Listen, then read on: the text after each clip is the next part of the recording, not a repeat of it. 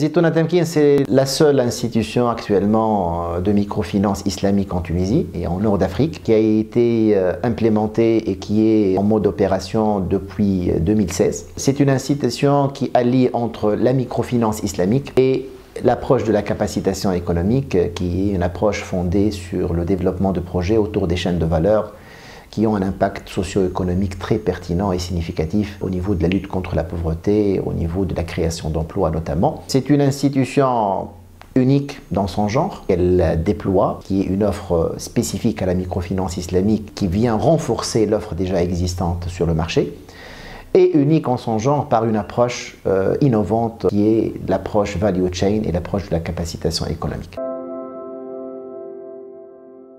Zitouna Temkine peut être en chiffre 19 agences opérationnelles depuis 2019 dans les zones les plus enclavées de la Tunisie. Plus de 15 000 crédits ou plus de 15 000 financements ont été commercialisés qui ont impacté en termes de création d'emplois. Plus de 30 000 emplois ont été créés d'une manière directe ou indirecte et ça représente une fierté pour Zitouna Temkine en un temps record. Créer de l'emploi aujourd'hui en Tunisie, ça représente une dynamique très importante sur laquelle travaillent toutes les structures et tous les acteurs. Nous sommes en train de parler d'un ensemble de secteurs touchés par notre offre de microfinance, que ce soit des secteurs agricoles, des secteurs commerciaux, des secteurs de services. Et pour l'agriculture, c'est un cheval de bataille assez important. Notre portefeuille comprend plus de 50% de financement dans différentes composantes de l'agriculture et ça représente quelque part un point fort pour Zitouna Temkine par rapport à ses concurrents. Aujourd'hui, nous sommes à 250 employés répartis entre les différentes agences et le siège et nous avons une politique d'expansion les 5 prochaines années qui prendra en considération d'autres zones que nous allons atteindre. Pour concrétiser notre approche de la capacitation économique, nous avons déployé principalement une direction centrale dédiée à l'ingénierie d'affaires, qu'on appelle la DIA. Cette direction elle a pour mission de nouer des partenariats avec les acteurs des sociétés privées responsables ou avec les structures de l'économie sociale et solidaire, notamment je parle des SMSA, des sociétés mutuelles de services agricoles, des coopératives agricoles, des GDA, pour développer autour des chaînes de valeur à forte valeur ajoutée des projets pérennes, des projets qui permettent d'assurer le développement durable, des projets qui sont montés en commun accord avec ses partenaires et ces projets, ce sont des projets qui sont impactants aussi bien en termes de création d'emplois qu'en termes de durabilité, qu'en termes de scalabilité. Donc aujourd'hui, ce que fait cette direction d'ingénierie d'affaires, ça n'a rien à voir avec la finance conventionnelle. On n'est pas en train de donner des crédits, on est en train de penser du côté du bénéficiaire, quels sont les éléments sur lesquels on doit travailler pour que son micro-projet soit rentable, soit durable et soit périn, soit rentable. Donc, on fait le montage de projet. Quels sont les ingrédients nécessaires à mettre en place dans le projet agricole, notamment des équipements d'irrigation, je ne sais pas, un stock d'intrants agricoles, sur combien de périodes, la modalité de remboursement, la tarification responsable qui permet d'assurer cette rentabilité. On noue des partenariats intelligents que le bénéficiaire à lui seul ne pourra pas faire. Ce partenariat intelligent va impacter le montage de projet, parce que ce sont des gens qui connaissent l'aspect technique, donc nous allons apprendre de cet aspect technique. Ils vont assurer l'accompagnement sur terrain des bénéficiaires, parce que le côté opérationnel, c'est pour eux, nous sommes des financiers après tout, et ils vont assurer le marché.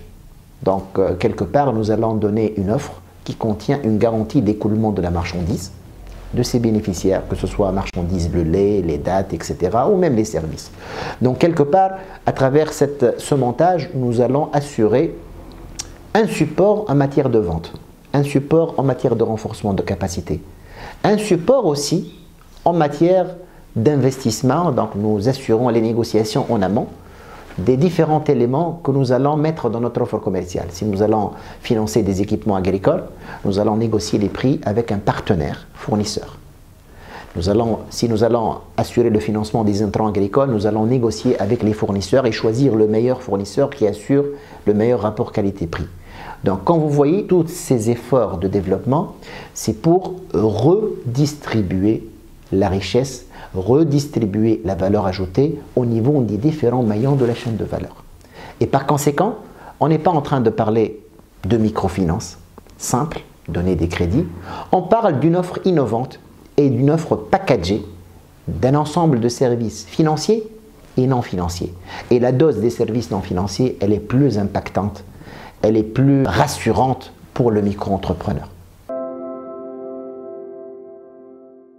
À titre d'exemple de projet de capacitation économique que nous avons développé à Zitouna Temkine de 2 à 3 années, c'est le projet phare, projet Halib El-Khir. C'est un projet dans la filière élevage bovin que nous avons développé en partenariat avec notre partenaire Delis Holding. Ce projet consiste à faire le montage de projet, une offre particulière qui consiste à financer des génisses pleines, à financer des équipements pour le refroidissement de lait et de financer aussi des équipements de traite.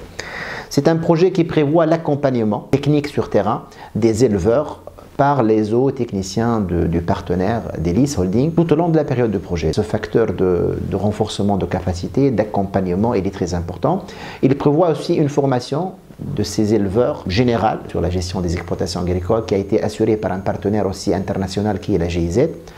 Et aussi c'est un projet qui prévoit une offre de micro-assurance très particulière qui est le produit d'assurance mortalité et mortidentalité du cheptel. Avec ce produit de micro-assurance, nous avons contribué à la durabilité des projets parce qu'on sait bien que le projet contient des risques de mortalité en avant.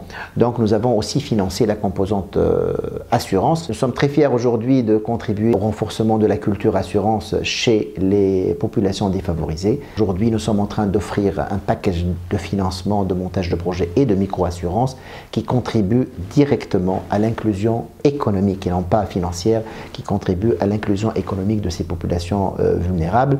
Donc c'est un projet qui a garanti à ces éleveurs l'écoulement de leur production agricole tout au long de la période de financement à travers les centres de collecte de lait. L'avantage de ces projets de capacitation économique, c'est l'aspect scalabilité. Donc la scalabilité de ces projets dans le temps, c'est qu'on commence par des projets pilotes qui touchent une vingtaine, une trentaine de bénéficiaires et dans le temps on va toucher des centaines voire des milliers. La scalabilité au sein même de la chaîne de valeur, c'est-à-dire lorsqu'on travaille sur une composante de la chaîne de valeur aujourd'hui, demain on peut ajouter d'autres composantes et on peut toucher d'autres bénéficiaires. Et la scalabilité interpartenaire, donc aujourd'hui on travaille avec un partenaire X dans le projet blé par exemple, céréales, demain on travaille avec d'autres partenaires.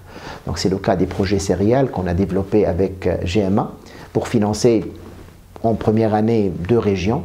Cette année, nous sommes en train de viser 7 régions et nous avons aussi touché un autre partenaire qui est une société mutuelle des services agricoles à Kérouan, la société Aralb. Et nous sommes très fiers d'être la première institution qui collabore avec les structures de l'économie sociale et solidaire qui ont fait l'objet d'une loi qui est parue en 2020. Donc aujourd'hui, nous étions un peu les premiers à penser à cela depuis 2017 et Inch'Allah, nous sommes en train de répliquer ces projets avec ces structures et nous allons toucher plus de personnes, de bénéficiaires et plus de structures.